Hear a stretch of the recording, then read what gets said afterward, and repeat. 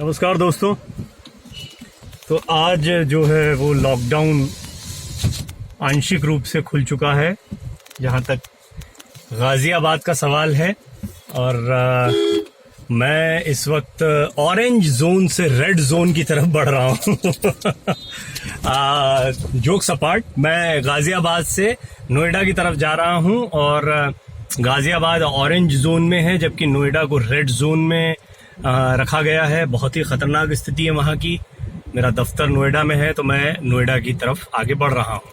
आज यहाँ गाजियाबाद में ऑरेंज जोन होने के बाद में आप देख रहे हैं कि लोग किस तरीके से बाहर निकल रहे हैं, आपस में बातचीत कर रहे हैं।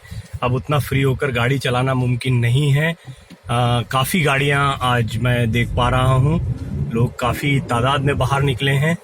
और आज मैं आपको जिस रास्ते से ले जा रहा हूँ वहाँ पर कुछ दिलचस्प तस्वीर दिखाने की कोशिश करता हूँ। दिलचस्प तस्वीर इसलिए कह रहा हूँ, ये देखिए फ़ोन पर बात। हम लोग कभी सुधरेंगे नहीं। हम बाहर निकलते ही हम मूर्खों की तरह व्यवहार करना शुरू कर देते हैं। फ़ोन पर बात कर रहे हैं या बदहवास बेवजह सड़कों पर निकल पड़े हैं। तो कुल मिलाकर ये है कि आज जब हम देख रहे हैं कि लॉकडाउन ऑरेंज जोन का खुला है तो किस तरीके से लोग जा रहे हैं। ये लोग यहाँ पे गाड़ियाँ रोक रोक के जा रहे हैं क्योंकि यहाँ एक शराब की दुकान है और उसको देख रहे हैं कि क्या कोई दुकान खुली है। तो ऐसा लग रहा है कि बड़ी तादाद में तो लोग सिर्फ इसीलिए निकले हैं कि वो शराब की खरीद करना चाहते हैं।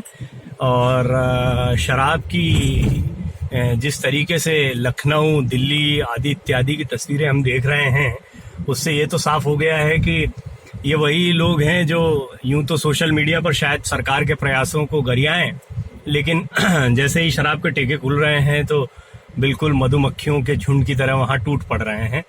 दूसरी अहम बात यह कि सरकार भी, अभी अमरिंदर सिंह जी को मैं सुन रहा था, वो कह रहे थे कि पेट्रोल डीजल इन सब से क्या आता है, जो कुछ आता है राजस्व हमारा शराब से ही आता है, शराब के ठेकों को कैसे बंद कर दें। इस पर उन्होंने कहा, हालांकि डॉक्टर हर्षवर्धन जो कि केंद्रीय स्वास्थ्य मंत्री, उन्होंने नाराजगी जताई। खुद उत्तर प्रदेश सरकार ने ठेके खोले हैं, ये भी एक बहुत ही आश्चर्य का विषय है। वहीं मतलब कुल मिलाकर अगर यही राजस्व इतनी बड़ी मजबूरी है तो फिर बिहार जैसा राज्य कैसे अपने आप को मैनेज करता होगा। मैं नीतीश कुमार को सैल्यूट करता हूँ, इन्होंने हमेशा से शराबबंदी वहां कर रखी है और गुजरात सरकार ने इस प्रयास को सबसे पहले देश में लागू किया था। और गुजरात को तो खैर अमीर प्रदेश कहा जाता है राजस्व के लिए, और भी चीजें हो सकती, लेकिन मैंने इसीलिए बिहार और गुजरात दोनों का एग्जाम्पल रखा। तो मुझे अमरिंदर सिंह जी का ये तर्क बिल्कुल समझ में नहीं आता कि शराबबंदी जो है वो इसलिए मुमकिन नहीं है क्योंकि हमारे लिए राजस्व बहुत जरूरी है। तो आप क्या जनता के स्वास्थ्य पर या जनता की मौत पर आप अपनी कमाई करना चाहते हैं? मेरा ये निवेदन है कि मतलब कई शराब प्रेमी भी होंगे आप में से लोग और इस पर कई बहस भी हो सकती है, लेकिन एक तरफ तो हम अपने देश की संस्कृति की और इन सब चीजों की बात करते हैं और दूसरी तरफ हम वही दारूबाजों की जमात में शामिल होना चाहते हैं। और हमारे देश में तो कुछ ज्यादा ही इस चीज का कल्चर जो है वो काफी तेजी से आगे बढ़ रहा है। ये रास्ता कुछ बंद है, मुझे शायद गाड़ी को घुमाना होगा थोड़ा सा रास्तों को लेकर। अभी देखिए, तो कुल मिला के मेरा निवेदन ये है कि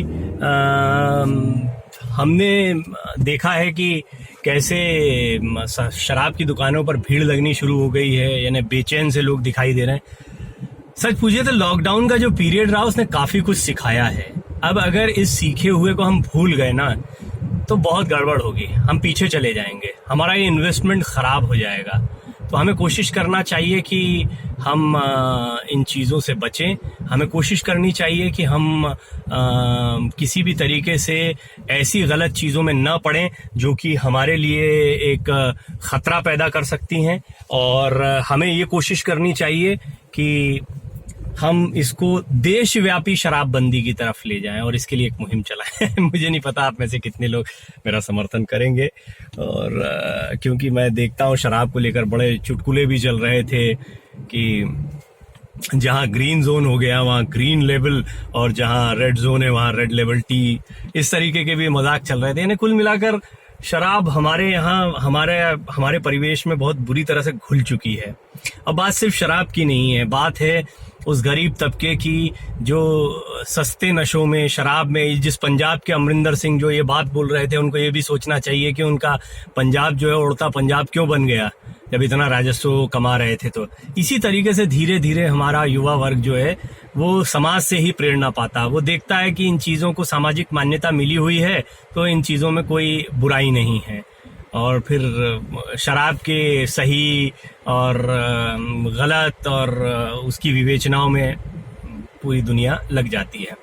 कुल मिला के मेरा तो आज का जो लॉकडाउन का पार्शियल लॉकडाउन आज उठा है गाजियाबाद से, ऑरेंज जोन देखने को मिला। उसके बाद देखिए अब मैंने जैसा कहा रेड जोन, तो ये मैं रेड जोन में प्रवेश कर रहा हूँ। ये पूरा का पूरा जो है बैरिकेटिंग जो है ये नोएडा में एंट्री के लिए लगा रखी है। यहाँ पर अभी उसी तरीके से पुलिसकर्मी है और मैं उम्मीद करता हूँ कि आगे उतनी भीड़ नहीं मिलेगी जितनी कि हमको और जगहों पर देखने को मिलेंगी। और यहाँ पर अभी देखिए किस तरीके से चेकिंग भी हो रही है, लोगों से कुछ जांच पड़ताल भी की जा रही है। निश्चित तौर पर सबके आइडेंटिटी कार्ड वगैरह चेक किए जाएंगे, मुझे भी अपनी जांच करवानी होगी। तो जैसा मैंने आपको बताया कि नोएडा रेड जोन में है, इसीलिए रेड जोन के बारे में आपसे पूछताछ होगी, जबकि ऑरेंज जोन में होने की वजह से गाजियाबाद में पूछताछ नहीं हो रही है। और पुलिसकर्मी हमारे अभी भी मुस्तैद हैं नोएडा में किस तरीके से काम कर रहे हैं। बहुत बहुत धन्यवाद आप लोगों का, लगे रहिए, बहुत बहुत शुक्रिया। तो ये नोएडा में एंट्री अब मेरी हुई है, लेकिन आपने देखा कि गाजियाबाद की तरह ये उतना फ्री नहीं दिखाई दे रहा है। लेकिन हाँ, गाड़ियों की तादाद है, लोगों से पूछा जा रहा है। अब जब लोग निकले हैं तो आज पूरा उसका आनंद उठाने का, जैसे एक तरीके से किसी कैद से निकले हुए हों। ये लॉकडाउन जो है ये हम सबकी भलाई के लिए ही रहा है अभी तक, और जो चल रहा है आने वाले, अभी खतरा नहीं टला है। लॉकडाउन खुलने का मतलब कतई ये नहीं है कि हम इससे उबर गए हैं। मैंने एक वीडियो इसके ऊपर भी बनाया है कि हमें कोरोना से लड़ने की आदत बनानी होगी। हमें ये नहीं सोचना है कि ये कोरोना कहीं से आया था और एक हवा के झोंके के साथ निकल गया, ऐसा कभी नहीं होगा। ये यहीं है, वायरस आ चुका है पूरी दुनिया में। इसकी दवाई, इसके वैक्सीनेशन, इसके इलाज के बेहतर तौर तरीके ये न हो के लिए इम्यून सिस्टम को मजबूत करने पर काम, साथ ही साथ और भी दूसरी चीज़ों पर काम होता रहेगा धीरे धीरे। जैसा मैं लगातार हर वीडियो में कहता रहा हूँ कि polio, chicken pox, small pox और मलेरिया जैसी तमाम बीमारियां जो कभी महामारियां हुआ करती थीं, उनसे इन्फ्लुएंजा, फ्लू, इन सब से भी बड़ी तादाद में लोग मरे हैं। तो धीरे धीरे न सिर्फ इन पर काबू पाया गया बल्कि इनसे लड़ने का तरीका भी खोज लिया गया। अब अगर ये बीमारियां होती हैं तो हमें उतना डर नहीं होता है जितना उस समय पर होता था। कोरोना निश्चित तौर पर एक बहुत ही संक्रामक और बहुत ही संदेहास्पद वायरस है कि क्या ये मनुष्य द्वारा बनाया गया है। और निश्चित तौर पर आने वाले समय में अमेरिका और चीन की जो खींचतान देखने को मिलने वाली है, अमेरिका की जो इंटरनल पॉलिटिक्स है, चाइना के साथ में उसके संबंधों का खराब होना है, वर्ल्ड इकोनॉमी है, इन सब चीज़ों पर तो इसका असर पड़ेगा ही। लेकिन सबसे ज़्यादा महत्वपूर्ण बात ये रहने वाली है कि क्या हम कोरोना के लिए खुद को इंडिविजुअली तैयार करते हैं। तो मैं उम्मीद करता हूं कि आप लोग अपने आप को ज़रूर तैयार करेंगे और साथ ही साथ में इस तैयारी में आप इस बात का ध्यान रखेंगे कि आपका परिवार भी सुरक्षित रहे, स्वस्थ रहे। मेरी शुभकामनाएं आप सभी को, और लगातार आप स्नेह दे रहे हैं इसके लिए बहुत बहुत धन्यवाद। बहुत धन्यवाद।